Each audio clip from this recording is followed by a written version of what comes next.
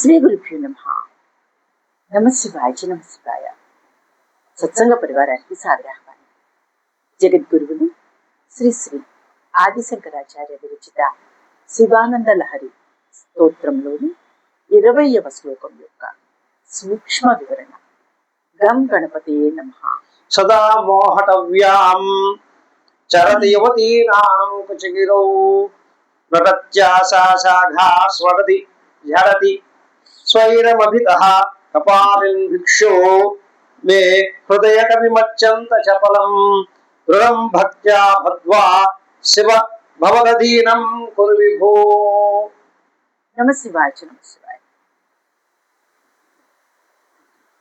మానస మర్కటం. నా చిత్త చాంతర్యమును తొలగించి నన్ను నీ అధీనం చేసుకోమని ఆచార్య వారు వేడుకొచ్చినారు. కపాలి, బ్రహ్మ కపాలము ధరించిన వాడవును, విభో సర్వ వ్యాపకుడవును, శివ ఆనంద స్వరూపుడవును, భిక్షో ఆది భిక్షువుడవునగు ఓ దేవా, సదా ఎల్లప్పుడును మోహటావ్యా సంసార వాంఛయను మహా అరణ్యమునందు చరతి సంచరించుచున్నది.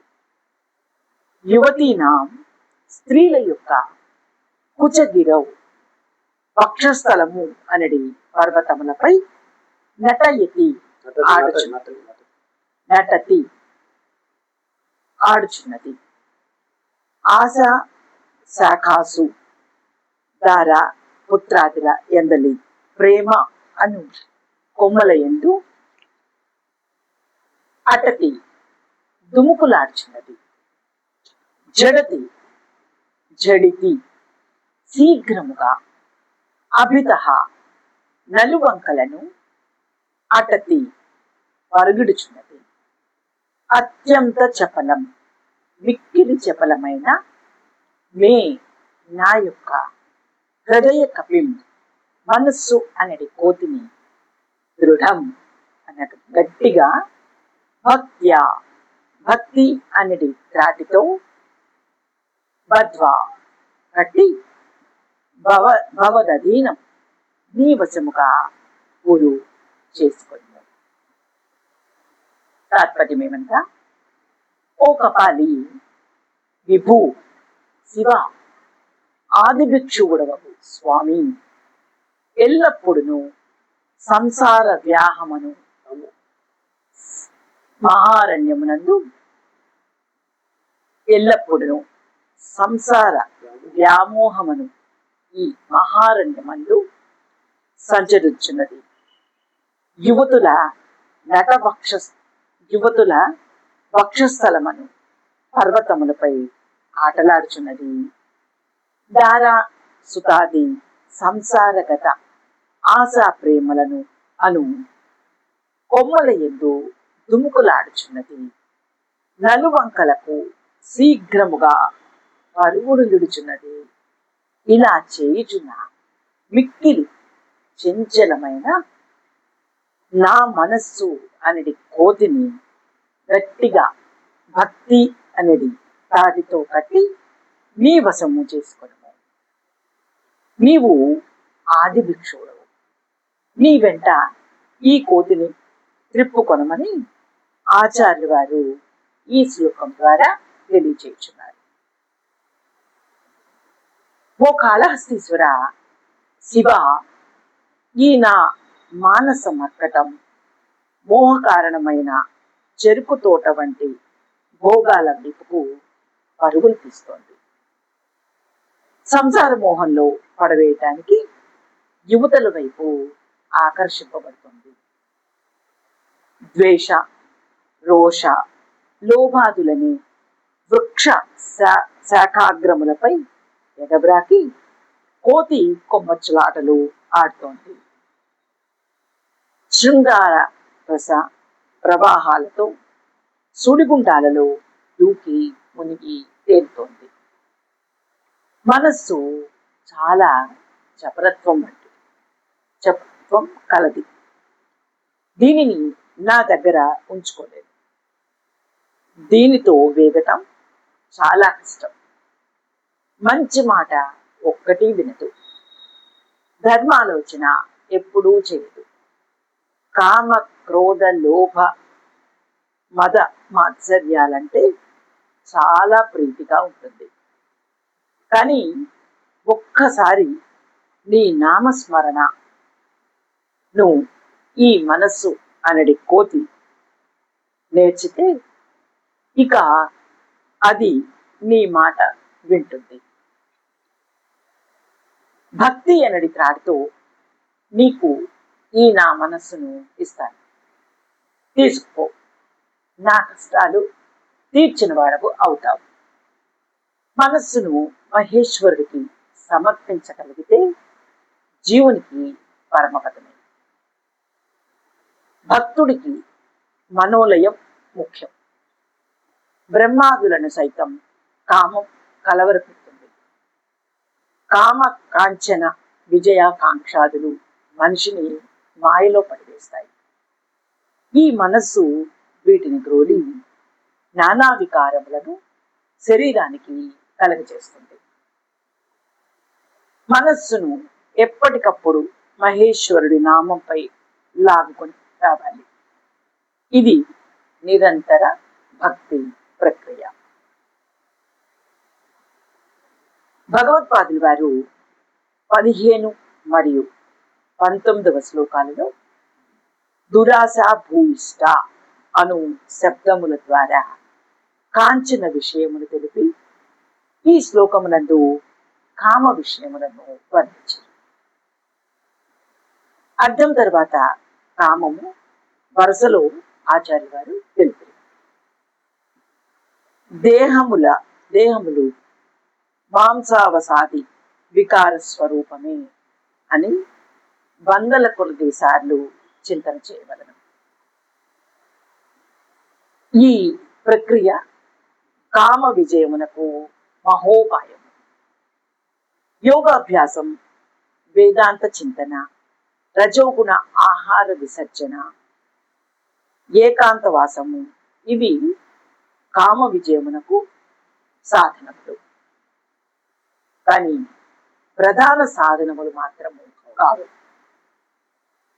యద్యుక్త్యా సాధ్యతే కార్యం న తద్యత్న శతైరపి అనగా ఉపాయముచే సాధింపవలసిన దానిని వందల కొద్ది ప్రయత్నములతో కూడా సాధించగలం. ఏ విషయమున జ్ఞానము అగ్రగణ్యమే, ఈ విషయమున జ్ఞానము అగ్రగణ్యమైనది అనిన అదియును సరికాదు.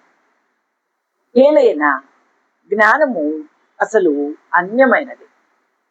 జ్ఞానము తోచుట అనున్నది ఉండున. పుత్రేచ్ఛ, విత్తేచ్ఛ, లోకేచ్ఛ అనబడు ఈషన్న ఏ క్షణాత్రయమును త్యజించిన పిదపని సమ్యక్ జ్ఞానము సిద్ధించును. సకల దోషములు దూరము అయితేనే కదా జ్ఞానసిద్ధి. సకల దోషములు దూరం అయితేనే కదా జ్ఞానసిద్ధి. యావద్ది పాతకం దేహే తావత్ సిద్ధి జాయతే అనగా దేహమునందు పాతకం, మనస్సులో పాప చింతనలు ఉన్నంత కాలం అంతఃకరణ శుద్ధి, జ్ఞాన శుద్ధి లేదా మోక్ష సిద్ధి అనేవి లభించవు. ఈ శ్లోకం నందు భగవత్పాదులు వారు మనస్సు అనే కోతిని భక్తి అను తాటితో గట్టిగా కట్టి నీ అధీనం చేసుకొనుము అని ఈశ్వరుడు వారిని ప్రార్థించారు. అధీనము చేసేదను అనగా అధీనము చేసుకును అనుటలో గల స్వారస్యం ఏమనగా ఇది స్వాతంత్ర్య రాహిత్యమే. స్వప్రయత్న నివృత్తి అనున్నది భక్తికి పరాకాష్ట కదా. ఈ శ్లోకము చివర గల విభూ శబ్దంచే భగవంతునికి గల సర్వ స్వాతంత్ర్యము సైతము స్పష్టము చేయబడినది. ఆలాపనం ప్రతిపదం కురుమే ముకుంద అని శ్రీ కులశేఖర ఆళ్వార్లు వారు ముకుంద మాలనందు చెప్పినారు. యమునా తీరంలో నివసించే శ్రీకృష్ణుల వారిని నిరంతరం స్మరించాలని నా మాటలు అన్నీ నీ నామస్మరణతోనే నిండాలని కులశేఖరుల వారు తన్మయ భక్తితో చెప్పి ఉన్నారు. ఆస్తికులైన కొంతమంది జనులు తమ జీవిత కాలంలో రకరకాల వ్యక్తుల వద్దకు వచ్చి వారి నుండి రకరకాల మంత్ర సాధనలు, ధ్యాన సాధనలు పొంది చేయించు ఉంటారు. వీరు ఏ ప్రక్రియపైనే శాశ్వతంగా ఆధారపడరు. తమ మానసిక ఆనందం ఎంత కాలమో అంతవరకే ఆ ధ్యాన ప్రక్రియ చేస్తూ ఉంటారు. కలిసి రానప్పుడు గురువులను మార్చేస్తారు, ధ్యాన విధానములను కూడా మారుస్తారు, పూర్వపు గురువు గారులను దూషిస్తారు, నానా హంగామా పడతారు. ఇవి భక్తి పద్ధతులు కావు. పరమేశ్వరుడితో ఒక ఒప్పందం చేసుకుంటాం. ఓ శివ, నీవు భుక్తి గడపటానికి పుర్రెను చేత్తో పట్టుకుని భిక్షమునకు పెడతావు కదా. చాలా తక్కువ మంది వ్యక్తులు నిన్ను పట్టించుకోవటానికి, నీకు భిక్షం వేయటానికి ముందుకు వస్తారు. అందువలన నీకు వారు వేసే భిక్ష సరిపోదు. వారి ఇళ్లకు భిక్షకు వెడుతున్నప్పుడు ఓ కోతిని కూడా తీసుకుని వెళ్ళు. ఇంట్లో పెద్దవాళ్ళు పట్టించుకోకపోయినా చిన్నపిల్లలు తప్పకుండా బయటకు వచ్చి నీ దగ్గర ఉన్న కోతి చేష్టలు చూసి ఆనందిస్తారు. అందువలన పెద్దవాళ్ళు నీకు తప్పక భిక్షం వేస్తారు. దీనికి నీకు ఓ కోతి కావాలి కదా. నీవు ఎక్కడికో వెళ్ళి సొమ్ములిచ్చి కోతిని తీసుకురావాల్సిన పని లేదు. నీకు ఇవ్వడానికి, నీతో పంపటానికి నా దగ్గర నా మనస్సు అనే ఓ కోతి సిద్ధంగా ఉంది.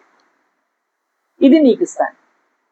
దీనివల్ల నీకు భిక్షం ఎక్కువ గిట్టుబాటు అవుతుంది, నాకు ప్రశాంతత ఏర్పడుతుంది, ఉభయతారకంగా ఉంటుంది.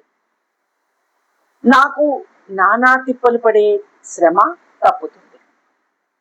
అయితే ఓ శివ, నీ మనస్సు అనే కోతి వెంటనే నాకు ఇచ్చేయి అంటావేమో. అలా పంపితే తేలిగ్గా నీ వెంట వచ్చేది కాదు. ఇది చాలా తెలివి కలిపి మొండిది. నీ వెంట వచ్చినట్లే వచ్చి సమయం వీలు చూసుకొని వెంటనే మరలా నా దగ్గరికి వచ్చేస్తుంది. దీని మెడకు ఓ గట్టి త్రాడు కట్టి ఆ త్రాడును కూడా నీ చేత పట్టుకుని నీ ఆధీనంలో పెట్టుకుని వెళ్ళు. అయితే అటువంటి గట్టి త్రాడు ఎక్కడిని తెద్దాం అంటావేమో. అది కూడా సిద్ధంగానే ఉంది. నీ మీద నా భక్తి అనే దృఢమైన త్రాటిని గట్టిగా కట్టి నా మనస్సు అనే కోతిని నీ అధీనంలో నువ్వే పెట్టుకో. ఈ ప్రక్రియ మన ప్రయత్నం వల్ల జరిగే పని కాదు. శివులు వారే మన మీద దయ చూపి మనల్ని తన అధీనంలో పెట్టుకుని మనకు విముక్తి కలిగించాలి. వాగర్ధావివ సంపృక్తో వాగర్ధ ప్రతిపత్తయే జగతః పితరౌ వందే పార్వతీ పరమేశ్వరో యదక్షరపద భ్రష్టం మాత్రాహీనం తు యద్భవేత్ తత్సర్వం క్షమ్యతాం దేవనారాయణ నమోస్తుతే కాయేన వాచా మనసేంద్రియైర్వా బుద్ధ్యాత్మనా వా ప్రకృతే స్వభావాత్ కరోమి యజ్జత్ సకలం పరస్మై నారాయణాయేతి సమర్పయామి. ఓం తత్సత్ బ్రహ్మార్పణమస్తు. ఇది ఈ శ్లోకం యొక్క సూక్ష్మ వివరణ. ఆ పార్వతీ పరమేశ్వరుల అనుగ్రహం మనందరి మీద కలుగుగాక. నమః శివాయ చ నమః శివాయ.